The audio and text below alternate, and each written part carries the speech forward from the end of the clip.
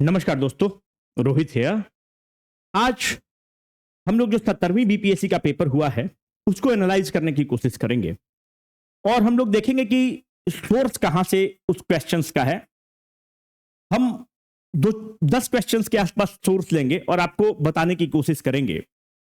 उसके बाद अगर आपको वीडियो अच्छा लगेगा तो हम लोग और भी ऐसा वीडियो बना देंगे। And trust me, this is going to be an eye opener for you.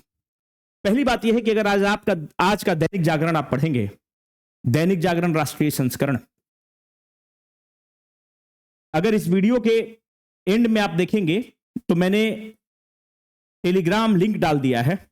उस टेलीग्राम लिंक में इसका पीडीएफ भी अवेलेबल है। पेज नंबर 9 पर मेरे ही द्वारा एक लिखित आर्टिकल है, शहरीकरण में स्थानीय निकायों की भूमिका।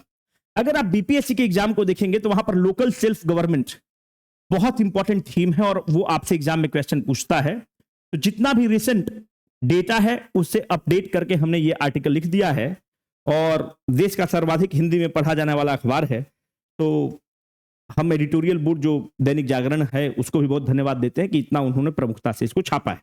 बाकी आप इस आर्टिकल को पढ़ लीजिएगा और कमेंट करके बताइएगा कि आर्टिकल आपको कैसा लगा। वीडियो के एंड में टेलीग्राम लिंक है, आप वहां से इसको पढ़ सकते हैं। अब देखो कुछ क्वेश्चंस को देखो कि कहां से बीपीएससी क्वेश्चन पूछता है और फिर हम लोग डिड्यूस करेंगे कि हमारा सोर्स क्या है।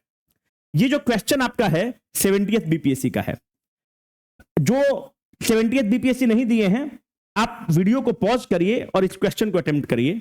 जो लोग 70वीं बीपीएससी की परीक्षा दिए हैं, आप एक बार अपना पेपर को खोलिए और देखिए कि आपने इस क्वेश्चन को सही किया है कि गलती किया है। अगर सही किया है तब तो ठीक है, अगर गलती किया है तो हम आपको और 5 साल मौका देंगे।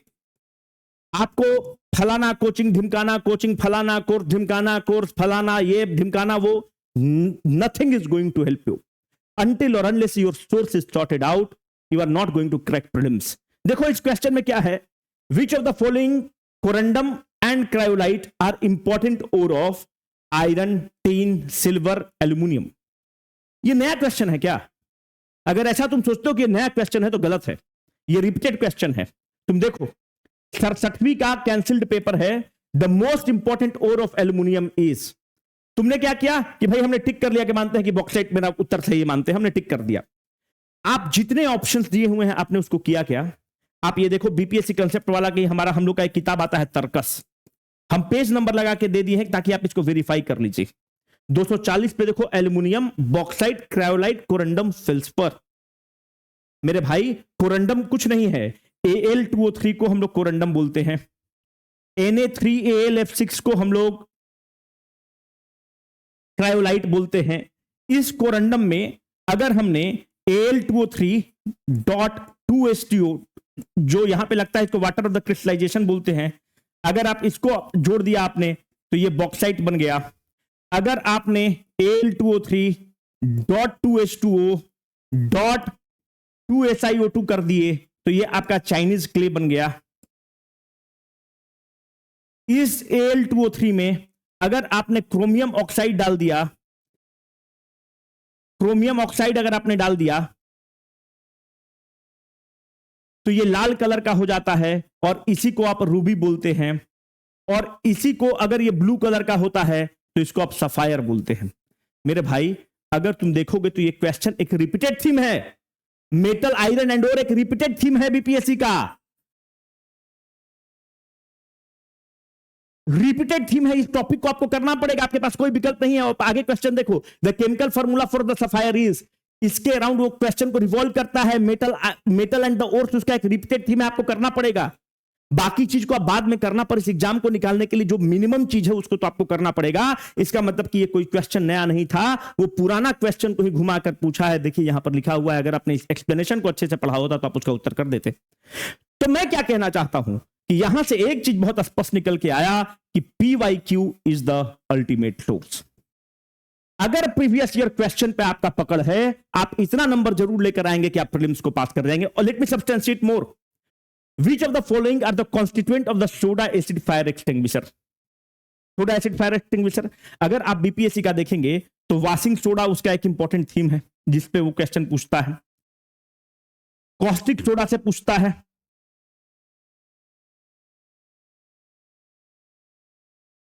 फायर एक्सटिंग्विशर से पूछता है, प्रिजर्वेटिव से पूछता है, बेकिंग पाउडर और बेकिंग सोडा से पूछता है, तो भाई जिप्सम से पूछता है, प्लास्टर ऑफ पेरिस से पूछता है। ये उसके इंपॉर्टेंट थीम है जहां से वो क्वेश्चन पूछता है। ये क्वेश्चन कोई नया क्वेश्चन है क्या? चवन्नी भर का सवाल है भाई। देखो, baking soda 30th Bihar judicial service, अगर हमको ये पता है, आप देखिए तर्कस का ही पेज नंबर पे आप जाकर इसको एक्सप्लेनेशन देखिए, यहां पे लिखा हुआ it is also used in the soda acid fire extinguisher. क्या ये नया क्वेश्चन था? यही क्वेश्चन का अगर बच्चा ने एक्सप्लेनेशन ठीक से पढ़ा है तो बहुत अच्छे से इसके आंसर निकाल सकता है। एनसीईआरटी में भी खूब अच्छे से दिया हुआ, use of the baking soda it is also used in the soda acid fire extinguisher, यही से उठाकर आपका एक्सप्लेनेशन में। तो कहने का मतलब है कि ये क्वेश्चन कुछ नहीं था, जो जुडिशियल सर्विस का क्वेश्चन आया है, अगर आपने उसका एक्सप्लेनेशन पढ़ा था तो ये चवन्नी भर का सवाल था, कुछ नया था, जीरो सवाल है, वो चवन्नी भर का सवाल है। तो मेरा आपसे ये कहना है कि कोई भी अगर आप पीवाईक्यू बनाएंगे तो बीपीएससी जो एग्जाम कंडक्ट करता है, जैसे एओ का एग्जाम कंडक्ट करता है, सीडीपीओ का वो एग्जाम कंडक्ट करता है, असिस्टेंट इंजीनियर का करता है, जुडिशियल सर्विस का करता है, इस तरह का जितना वो एग्जाम कंडक्ट करता है, आप उसके सवाल को जरूर बनाएंगे। उस आंसर को आप ऑफिशियल आंसर की जो है उसके थ्रू मैच करके बनाएंगे। ये सारा जो चीज है इसको हमने तर्कस वाला बुक जो मैग्रो हिल प्रकाशन से आने वाला है वहां पर हमने सारा करके दे दिया है। 20 तारीख तक आने वाला है, इस 20 जून तक, हिंदी और इंग्लिश माध्यम में दोनों। आप या तो उसको ले लीजिएगा या आप ऐसा करिए कि आप सेल्फ भी कर सकते हैं। तो क्या आपको किताब लेना जरूरी है? बिल्कुल भी जरूरी नहीं है, आप अपने भी डाउनलोड करके इसको करिए, बेस्ट है, कोई दिक्कत नहीं है। अब ध्यान से देखो, यहां से हम तुमको कुछ और बताना चाहते हैं। Which of the following are the constituent of the soda acid fire extinguisher. एक चीज को ध्यान रखना कि अगर ऐसा कभी क्वेश्चन आ जाए तो इसको एलिमिनेट कैसे करते हैं, राइट आंसर पे पहुंचते कैसे हैं। जैसे इस क्वेश्चन में देखो, concentrated sulphuric acid and aluminium sulphate, dilute sulphuric acid and sodium carbonate, dilute sulphuric acid, ये दोनों सिमिलरली प्लेस्ड ऑप्शन है, डाइल्यूट सल्फ्यूरिक एसिड से चल रहा है। Concentrated sulphuric acid, concentrated sulphuric acid, ये भी दोनों सिमिलरली प्लेस्ड ऑप्शन है। पर यहां पर देखो and aluminium sulphate and sodium carbonate, बहुत चांस है कि ये नहीं होगा। यहां पर तुम देखो dilute sulphuric acid and sodium carbonate, dilute sulphuric acid and sodium bicarbonate, जो भी सिमिलरली प्लेस्ड ऑप्शन होगा वहां पर करेक्ट होने का चांस ज्यादा रहता है। तो ये क्या तुक्का हमेशा लगेगा? नहीं लगेगा। पर अगर आपको तुक्का मारना ही है, ऐसी स्थिति आन पड़ी है कि हमको तुक्का मारना ही है, तो जहां पर सिमिलरली प्लेस्ड ऑप्शन रहे उसको तुक्का मारना। क्योंकि जैसे देखो, अगर हम लोग भी क्वेश्चन सेट करते हैं तो जैसे अगर मानते हैं कि करेक्ट आंसर रोहित है, तो हम रोहित लिख लिया, हमको ऑप्शन नहीं मिल रहा है तो अगला ऑप्शन कर देंगे मोहित। तो जो भी रोहित और मोहित है उसी में करेक्ट आंसर होगा। तो बाय डिफॉल्ट तुम देखना कि अगर ऐसा कुछ क्वेश्चन रहे, अगर भाई करेक्ट आंसर पता है तो उसके थ्रू जाना, पर अगर करेक्ट आंसर नहीं पता है तो जो भी सिमिलरली प्लेस्ड ऑप्शन है, तो तुम बोलोगे सर यहां पे भी और ए और डी भी सिमिलरली प्लेस्ड ऑप्शन है। नहीं, यहां का बाद वाला देखो एल्यूमिनियम सल्फेट है, यहां पे सोडियम कार्बोनेट है, पर यहां पर देखो dilute sulphuric acid and sodium carbonate, dilute sulphuric acid and sodium bicarbonate, बहुत ज्यादा क्लोज्ड है, सिमिलरली प्लेस्ड ऑप्शन है। तो तुक्का मारना होगा तो इन दोनों में से ही मारना, सही होने का ज्यादा चांस यही दोनों ऑप्शन में रहेगा। पर तुक्का इज नॉट अ सोल्यूशन। तुक्का से आपका एग्जाम नहीं क्लियर होगा, वो थोड़ा बहुत आपको हेल्प मिल सकता है और कुछ नहीं मिलेगा। तो मेरा दोस्त कहने का मतलब है कि फायर एक्सटिंग्विशर वगैरह एक इंपॉर्टेंट थीम है, आपको करना पड़ेगा। जो भी आप पीवाईक्यू कर रहे हैं उसके हर ऑप्शंस को करिए, यही किताब आपका सिलेक्शन दिलाएगा। ना तो बीसीडब्ल्यू का कोर्स आपका सिलेक्शन दिलाएगा, ना फलाना XYZ डेल्टा का कोर्स सिलेक्शन दिलाएगा। अगर सिलेक्शन दिलाएगा तो ये प्रीवियस ईयर क्वेश्चन ही दिलाएगा मेरे भाई, और कोई नहीं दिलाएगा। बस बात एकदम स्पष्ट है, ना हमारा कोर्स, ना फलाना का कोर्स, ना ढिकाना का कोर्स। पीवाईक्यू को एकदम अपना गीता मान के, बाइबल मान के, कुरान मान के कर लो, वही सिलेक्शन दिलाएगा। और क्वेश्चन तुमको दिखाते हैं, जैसे यहां से एक क्वेश्चन तुमसे निकल सकता है कि जब तुम सोडा डालते हो तो तुम्हारा ब्रेड को अगर तुम बना रहे हो तो ब्रेड तुम्हारा फ्लफी हो जाता है या स्पॉन्जी हो जाता है, तो क्यों हो सकता है, क्यों होता है? तो अगर तुम डालते हो सोडियम बाइकार्बोनेट तो तुम यहां पर देखो CO2 रिलीज होता है। तो अगला आपसे क्वेश्चन हो सकता है कि जो ब्रेड स्पंजी बनता है वो क्यों बन जाता है? भाई कार्बन डाइऑक्साइड रिलीज होता है and that makes it spongy fluffy. अगला क्वेश्चन तुम देखो, the meter that is used to measure the distance moved by the vehicle is known as. 70वीं बीपीएससी का क्वेश्चन है। भाई हमको पता होना चाहिए कि वो क्वेश्चन पूछता है कि कौन सा इंस्ट्रूमेंट क्या मेजर करता है, वो क्वेश्चन पूछता है। बहुत लोग इसमें मारा होगा स्पीडोमीटर, जाकर तुम देखना, बहुत लोग टिक कर दिया होगा स्पीडोमीटर। भाई ये चवन्नी भर का क्वेश्चन है, ये सीडीपीओ 2018 में क्वेश्चन वो पूछ चुका है। तुम यहां पर देखो, ये बीसीडब्ल्यू का तर्कस वाला किताब से ही तुमको दे रहे हैं। पेज नंबर के साथ होगा। तुम जाकर इसको देखो, odometer distance of the vehicle. भाई कल तुमसे वो हाइड्रोमीटर पूछ सकता है, बोलोमीटर पूछ सकता है, हाइग्रोमीटर पूछ सकता है, पायरोमीटर पूछ सकता है। तो कहने का मतलब है कि ये जो क्वेश्चन का जितना एक्सप्लेनेशन दिया हुआ है उसको करो। तुमको जिस किताब से मन है, एक्स वाई जेड डेल्टा जिससे मन है करो, पर भाई पीवाईक्यू बेस्ड तैयारी ही रखो। जो पीवाईक्यू का जो इंपॉर्टेंट थीम है उसके अराउंड ही तैयारी रखो। अभी पूरे वीडियो में हम डिस्कस करने वाले हैं कि इंपॉर्टेंट थीम्स क्या है। अभी आगे वीडियो में तुम देखना थीम्स हम डिस्कस करेंगे, क्या क्या क्वेश्चन वो पूछता है। तो क्या ये वही क्वेश्चन नहीं पूछा हुआ है, घुमा के पूछा हुआ है, और क्या पूछा हुआ है यार। अगर ये बच्चा अगर इसके एक्सप्लेनेशन को ठीक से किया होता 2018 के सीडीपीओ को, तो उसके लिए सवाल चवन्नी भर का है। बाकी तुम पढ़ते रहो फलाना किताब एक्स वाई जेड डेल्टा ढिमकाना पढ़ते रहो, कोई मतलब ही नहीं है। PYQ is the theme. आप एक क्वेश्चन देखो, which component of the fertiliser is used for stimulating the early growth with the purpose. Phosphorus है, ये देखो एनसीईआरटी में साफ दिया हुआ है। देखो ऐसा होता है कि वो प्लांट न्यूट्रिशन उसका एक इंपॉर्टेंट थीम है जहां से वो क्वेश्चन पूछता है। प्लांट न्यूट्रिशन से वो क्वेश्चन पूछता है, तो हमारा और आपका काम है कि हम प्लांट न्यूट्रिशन को ग्रेट डिटेल में कवर कर लें, नहीं तो दिक्कत हमको होगा। तो आप हमको कमेंट सेक्शन में बताइएगा कि जो जो इंपॉर्टेंट थीम है, क्या आप चाहते हैं कि हम उसका वीडियो बना दें। तो हम जो करना चाहते हैं यूट्यूब पर वो बता देते हैं। जो इंपॉर्टेंट थीम्स हैं हम उसको जॉट डाउन करना चाहते हैं, और उन इंपॉर्टेंट थीम्स पर हम आपके लिए वीडियो बनाकर लाना चाहते हैं। और वीडियो बहुत हॉलिस्टिक होगा ताकि आप एग्जाम में बहुत कंफर्टेबली उसको हैंडल कर लें। कमेंट करके बताइएगा कि आप ऐसा चाहते हैं इनिशिएटिव, और अगर आप इनिशिएटिव चाहते हैं और अगर हम देखते हैं कि वीडियो का रीच मतलब अच्छा है, मतलब अगर हम लोग बना रहे हैं तो हम लोग चाहेंगे कि मैक्सिमम बच्चों तक पहुंचे। तो अगर अच्छा रिस्पॉन्स आप लोग का रहा, रीच मतलब आपका रिस्पॉन्स अच्छा रहा, तो हम लोग को बनाने में कोई दिक्कत नहीं है। अगले 30 दिन में लगातार हम लोग इस तरह का वीडियो बना के आपको दे देंगे। जैसे ये क्वेश्चन प्लांट न्यूट्रिशन एक इंपॉर्टेंट थीम है, कैसे वीडियो बनाएंगे हम आपको दिखाना चाहते हैं, हम जो कैसा चाहते हैं। देखो कोई भी अगर प्लांट का ग्रोथ होगा तो प्लांट को ग्रोथ करने के लिए तुमको 17 एसेंशियल न्यूट्रिएंट्स की जरूरत है। कोई कोई किताब तुमको 16 एसेंशियल न्यूट्रिएंट भी कहता है, वो डिपेंड करता है कि आप निकल को एसेंशियल न्यूट्रिएंट मानते हैं कि नहीं। पर एनसीईआरटी हमारा 17 एसेंशियल न्यूट्रिएंट की बात करता है। 17 एसेंशियल न्यूट्रिएंट में कुछ न्यूट्रिएंट जो होता है वो प्राइमरी न्यूट्रिएंट होता है। प्राइमरी न्यूट्रिएंट क्या होता है? नाइट्रोजन, फास्फोरस, पोटेशियम एक प्राइमरी न्यूट्रिएंट है, क्योंकि इसका जो नीड होता है प्लांट को वो लार्ज क्वांटिटी में नीड होता है। जैसे कुछ और न्यूट्रिएंट है, मैग्नीशियम, कैल्शियम, सल्फर, ये सेकेंडरी न्यूट्रिएंट हैं, क्योंकि इनका नीड जो प्लांट को होता है वह मॉडरेट क्वांटिटी में होता है।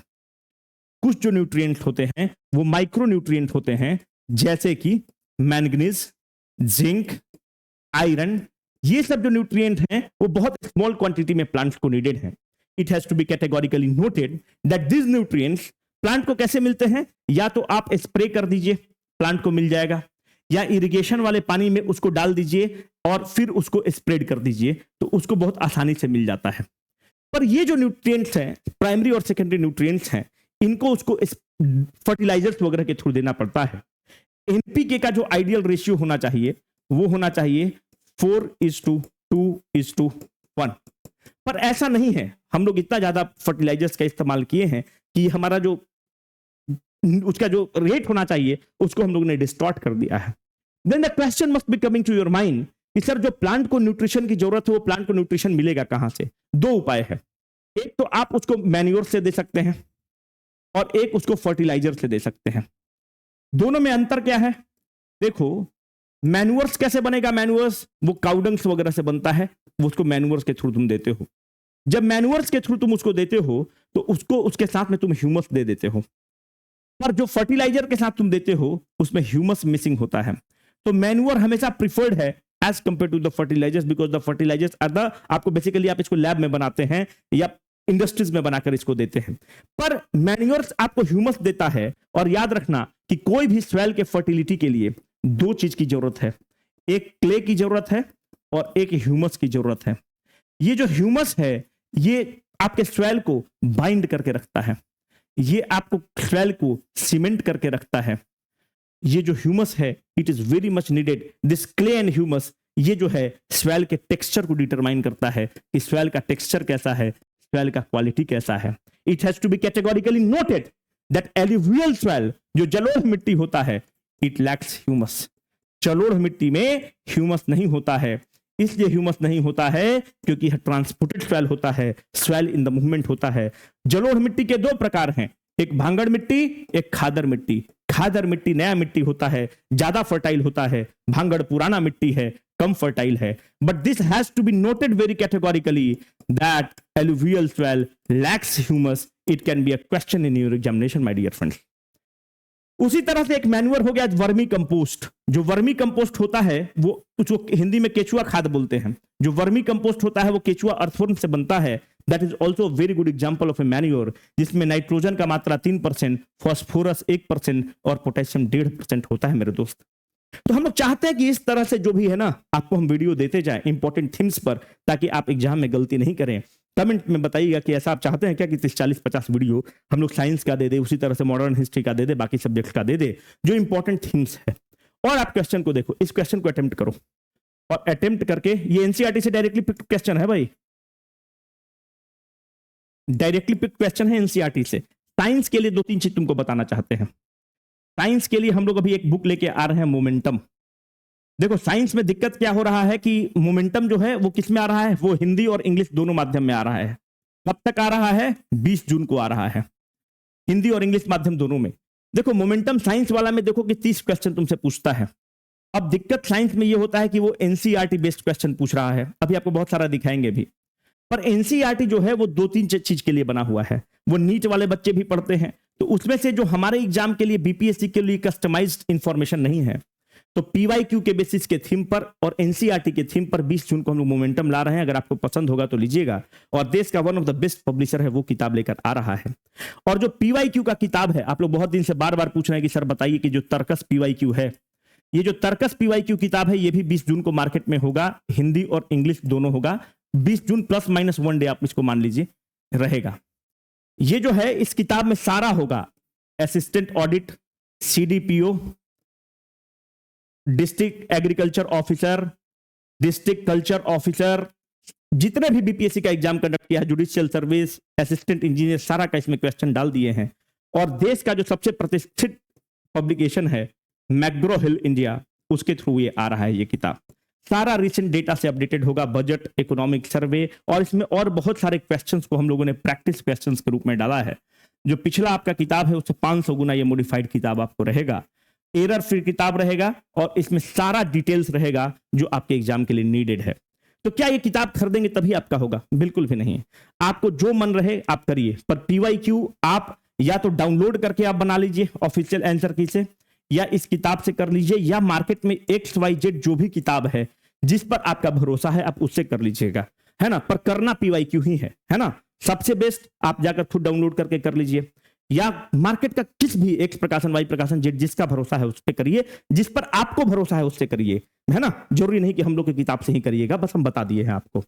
अगला क्वेश्चन देखो, विच of the following acid is secreted in the stomach. एक हाइड्रोक्लोरिक एसिड है, ये एनसीईआरटी से है, और ये पीवाईक्यू है यार। ये तुम देखो पेज नंबर 333 पे तुम जाकर देख सकते हो कि यहां पर साफ लिखा हुआ हाइड्रोक्लोरिक एसिड। तो तुम बोलो सर ये तो बहुत सिंपल क्वेश्चन है। हाँ सिंपल क्वेश्चन है, पर सारे क्वेश्चन सिंपल ही हैं, और सारे क्वेश्चन जो है वो पीवाईक्यू बेस्ड थीम पर हैं या एनसीईआरटी बेस्ड थीम पर हैं। और क्वेश्चन तुमको दिखा रहे हैं, जैसे देखो अगर बीपीएससी को तुम देखोगे तो एक चीज याद रखो, उसका पोर्ट के प्रति गजब का मोहब्बत है। पोर्ट से खूब क्वेश्चन पूछता है, भर भर के पोर्ट से क्वेश्चन पूछता है, अनलिमिटेड क्वेश्चन है पोर्ट से।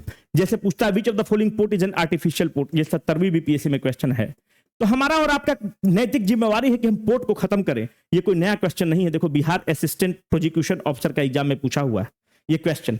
इसीलिए हम तुमको बोल रहे हैं कि बीपीएससी जो एग्जाम कंडक्ट किया है उसके सारे क्वेश्चंस को बनाना है जो बीपीएससी कंडक्ट किया है। देखो सेम क्वेश्चन है, which of the following port in India is not located on the west coast.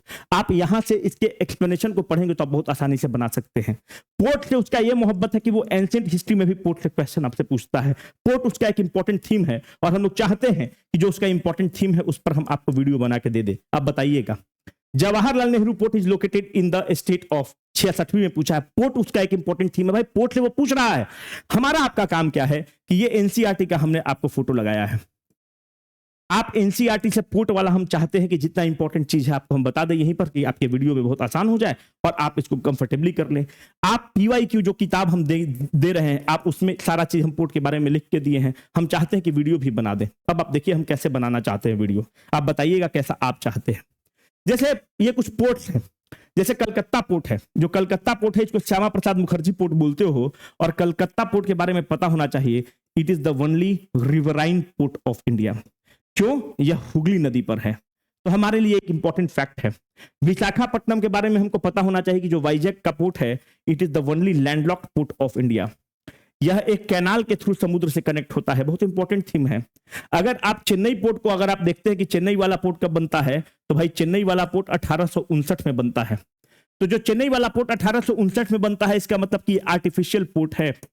और जो चेन्नई वाला पोर्ट बनता है, इस पर बहुत ज्यादा ट्रैफिक बढ़ता है। जब शिप का लोड बढ़ता है तो इन्नौर का पोर्ट बनाते हैं। इसको के कामराज तमिलनाडु के मुख्यमंत्री थे, उनके नाम पर कामराजार पोर्ट इसको कहते हैं। फिर और लोड चेन्नई पोर्ट पे कम करने के लिए चिचुकौहिन का पोर्ट बनता है, जिसका नाम चिदम्बरम पोर्ट कर दिया गया है, नाम चेंज करके। तो इसका मतलब कि चेन्नई का पोर्ट का लोड कम करने के लिए इन्नौर पोर्ट बना, उसका चिचुकौहिन पोर्ट बना। ये सारे तमिलनाडु में है। हमको पता होना चाहिए इसमें क्या दिक्कत है। हमको ये पता होना चाहिए कि जो कोची का पोर्ट है, यह वेम्बनाड कयाल के पास है और यह अरबियन सागर के तरफ है, इसलिए Kochi port is often called as the queen of the Arabian sea. तो भाई हमको ये पता होना चाहिए। अगर नहीं पता है तो हम अच्छे से तैयारी नहीं कर रहे हैं। It is often called as the queen of the Arabian sea. ये जो कोची पोर्ट है, यह एक नेचुरल हार्बर है। मतलब बाय डिफॉल्ट यहाँ पर डेप्थ बहुत ज्यादा था और शिप वगैरह का डॉकिंग बहुत अच्छे से हो सकता है। दिस मोरमुगांव पोर्ट, गांव मतलब यहां से तुम बाय डिफॉल्ट मान के चलो कि गोवा में है। It is also a natural harbour my dear friend. Mumbai port जो बना, it is one of the biggest port. और जब मुंबई पोर्ट पर लोड बहुत ज्यादा बढ़ा तो जेएनपीटी का जवाहरलाल नेहरू पोर्ट को बनाया गया उसके लोड को कम करने के लिए। And as of now it is one of the largest container port of the India. Largest container port of the India है। जो 13th, एक सेकेंड,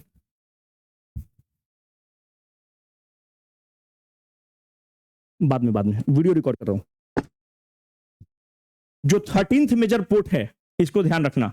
जो 13th मेजर पोर्ट है आपका, उस 13th मेजर पोर्ट जो बन रहा है वो पालघाट महाराष्ट्र में बन रहा है। और जो पालघाट महाराष्ट्र में बन रहा है उसका नाम है वाधवान पोर्ट। तो हमें पता होना चाहिए। और ये सब जो पोर्ट बनता है, जो भारत सरकार पोर्ट बनाती है, 76,000 करोड़ 77,000 करोड़ इतना का इन्वेस्टमेंट होता है। तो ये बहुत इंपॉर्टेंट है आपके एग्जाम के लिए। इसको आप ध्यान रखेंगे कि पोर्ट एक इंपॉर्टेंट थीम है। तो आप चाहते हैं, जैसे कांडला पोर्ट का नाम बदल दिया गया है, इसका नाम कर दिया गया है दीनदयाल पोर्ट, है ना। अब कौन से पोर्ट पे कहां पे आयरन और एक्सपोर्ट होता है, ये सब भी आपको पता होना चाहिए। तो अगर आप बोलेंगे तो हम बना देंगे। देखो एनसीईआरटी बेस्ड ये सारा चीज जो है, एनसीईआरटी से क्वेश्चन वो पिक करता है। साफ देखो चेन्नई पोर्ट पे लिखा हुआ है, it is one of the oldest port on the eastern coast. It is an artificial harbour in 1859। It is not much large ships in Tamil Nadu. देखो साफ पूछा हुआ कि आर्टिफिशियल हार्बर है। यही क्वेश्चन तुमसे पूछा हुआ है यार। विच of the following is an artificial port. 2 minute के अंदर तुम आंसर निकाल सकते थे। तो हम चाहते हैं कि इस तरह का वीडियो बनाए। बाकी तुम्हारी इजाजत होगी तो बना देंगे, नहीं तो छोड़ देंगे।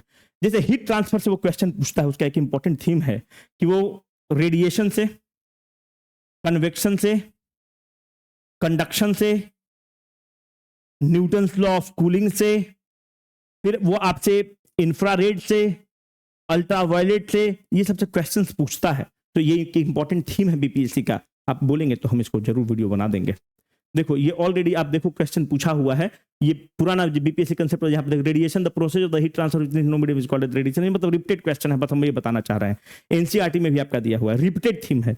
पीवाईक्यू नॉन नेगोशिएबल है यार। पीवाईक्यू को चाट जाओ, अकेला किताब तुमको सिलेक्शन दिला देगा, किसी भी चीज का तुमको जरूरत नहीं है। जैसे देखो हमेशा वो उसका एक इंपॉर्टेंट थीम है कि वो तुमसे पूछता है कि क्लोव क्या है, फिर तुमसे पूछता है कि सैफ्रॉन किसका एक्सटेंशन है, स्टिग्मा का एक्सटेंशन है कि किसका है, कौन जो है रूट से बना हुआ है, कौन स्टीम से बना हुआ है, अगर मिंट जो है वो लीफ से बना हुआ है कि किससे बना हुआ है। भाई हमको पता है कि अगर इसका एक इंपॉर्टेंट थीम है तो हम क्यों नहीं इसको अच्छे से करें ताकि हम एग्जाम में सफल हो जाएं। देखो इस तरह का जब भी क्वेश्चन रहेगा, जैसे इस बार 17वीं बीपीएससी में तुमसे क्वेश्चन पूछा है, Buds are typically found in both the base of the leaf and the tip of the branch, at the tip of the branch, at the base of the leaf and none of the above। एक चीज याद रखना कि अगर इस तरह का question रहे, at the tip of the branch, at the base of the leaf, और यहां पर दोनों रहे, तो हमेशा इसको टिक करने की कोशिश करना। 90% प्रोबेबिलिटी है कि यही करेक्ट इसका आंसर होगा।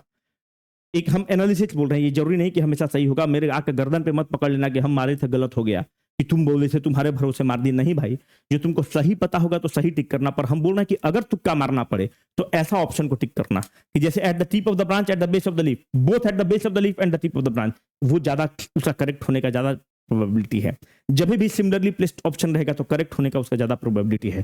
तो इस तरह से उसको टिक करना, ये कुछ नहीं है यार। ये बात अगर हमको पता रहेगा कि क्लोव से खूब क्वेश्चन पूछता है, बेस, स्टीम और प्लांट से खूब पूछता है, तो उसको हम पहले तैयार करके चले, वो ज्यादा अच्छा हमारे लिए रहेगा। तो आप हमको 2-3 चीज कमेंट करके पहला बता दीजिए कि आप इंपॉर्टेंट थीम्स के वीडियो चाहते हैं क्या, फिर उन इंपॉर्टेंट थीम्स पर आप वीडियो चाहते हैं क्या। अगर हाँ तो बता दीजिएगा, नहीं तो फिर ना फालतू आपका हम समय खराब करेंगे ना आप मेरा समय खराब करिए। 15 तारीख को टेस्ट है आपका। जो 15 तारीख को टेस्ट है वो एंशिएंट एंड मेडिवल हिस्ट्री का टेस्ट है आपका। ये पटना और दिल्ली दोनों जगह टेस्ट चल रहा है। जो दिल्ली में सेंटर है उसका नाम है संत निरंकारी पब्लिक स्कूल, मुखर्जी नगर के पास। अगर आप गेट नंबर 1 से एग्जिट करेंगे मेट्रो का जीटीबी नगर से, तो वहां से वॉकिंग डिस्टेंस पर आप आ जाएंगे संत निरंकारी पब्लिक स्कूल। पटना में बार बार आप लोग बोरिंग रोड का जिक्र कर रहे थे। जो आपका फुल लेंथ का टेस्ट होगा वो आपका एक तो हम करेंगे खजांची रोड में और एक बोरिंग रोड, दोनों जगह सेंटर रखेंगे। बोरिंग रोड में आप एक सुने होंगे एक मोशन कोचिंग है, आईआईटी का है, तो उनसे हम लोगों की बात हुई है and they are very generous कि वो अपना हमें जगह देना चाहते हैं एग्जाम को कंडक्ट करने के लिए। बस आप लोगों के हेल्प के कारण ही ऐसा हो पाता है कि उनको लगता है कि ठीक है बीसीडब्ल्यू को हम लोग मौका देना चाहते हैं कि आप हमारे यहाँ एग्जाम कंडक्ट कर लीजिए। बोरिंग रोड चौराहा पर है, राजपुर वाला पुल की तरफ आप बढ़िएगा तो वहीं पर हरीलाल है। याद रखिएगा, बोरिंग रोड चौराहा से राजपुर वाले पुल की तरफ बढ़िएगा तो वहां पे हरीलाल है, वहीं पर मोशन कोचिंग है जो आईआईटी का तैयारी करता है, तो आपका एग्जाम वहीं पर होने वाला है। यहां पर कुछ चेंजेस है। 10 क्वेश्चन जो हम लोग आपसे मैथ एंड रीजनिंग का पूछने वाले थे उसमें थोड़ा सा चेंज है। आप उसमें time and distance and sign based calculation करके जाइएगा। ये टॉपिक रहेगा 10 नंबर का जो क्वेश्चन हम आपसे पूछने वाले हैं आपके टेस्ट में। तो time and distance and sign based calculation, इसके पहले कुछ और टॉपिक था वो चेंज होके ये कर दिया गया है, तो इसको आप ध्यान रखिएगा, है ना, क्योंकि हम लोग इसमें थोड़ा सा आपको कम टाइम मिलेगा। वीडियो के अंत में टेलीग्राम ग्रुप है, वहां पर सारा अपडेट आपको मिल जाएगा लिंक वगैरह के साथ। अगर हम लोग से कनेक्ट करना चाहते हैं तो 7667229306 नंबर है, आप इस पर कभी भी कॉन्टैक्ट कर लीजिएगा, या 9341212632 या 72918 77972 या 9113433028। कुछ भी डाउट होगा तो आप यहाँ पर पूछ सकते हैं इन नंबर्स पे, और वीडियो में जरूर बताइएगा कि कैसा आपको लगा। और एक रिक्वेस्ट ये रहेगा कि आज जो दैनिक जागरण में आर्टिकल आया है एक बार उसको पढ़ के उसके पे भी कमेंट दीजिएगा कि और क्या अच्छा लिखा जा सकता है, क्या सुधार किया जा सकता है। Signing off for the day, Rohit.